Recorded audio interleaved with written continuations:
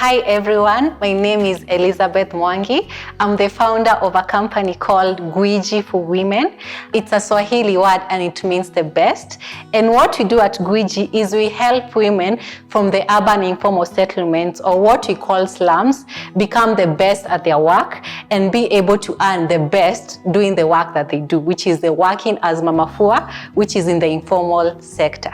So why I started Gwiji, it's very personal for me. I grew up in the informal settlement and my parents used to do all sorts of gig work, what we call vibarua, to support us.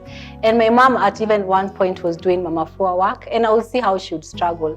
She would go, come back without anything, and it was just a lot for us. And I knew she was sometimes trying to hide stuff that was going on from us, but I could see this work was really making her suffer.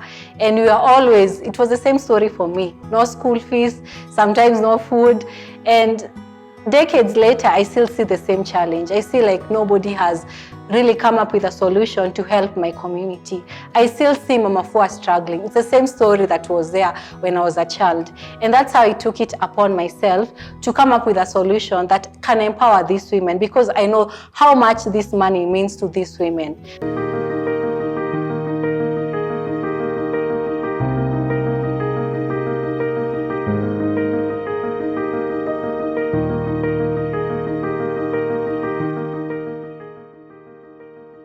Before ni join Gwiji, I was hustling. Na after nipate Gwiji, I don't rest. Wameni lift and I can't complain, na siwezi imagine nikiwaacha. Because nilikuwa nasumbuka, huwezi pata job hivyo tu rahisi. But venye niliingia Gwiji, kazi inakujanga tu mpaka mimi ndio nachoka. Nasema I need a break.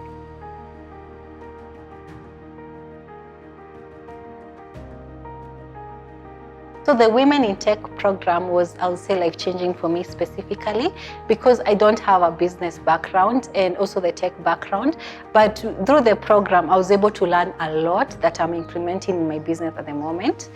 For example, one of the key learning for me is you have to solve a key problem for your customer that is so pressing to the point that they would want to pay to be able to get a solution. Yeah. The thing I would say is the mentorship that we got. Specifically, my mentor, Mr. Tyrus, has really helped me to improve my business and even bond more with my clients and even the cleaners.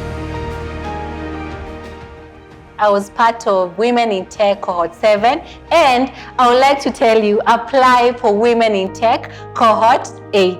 Yay!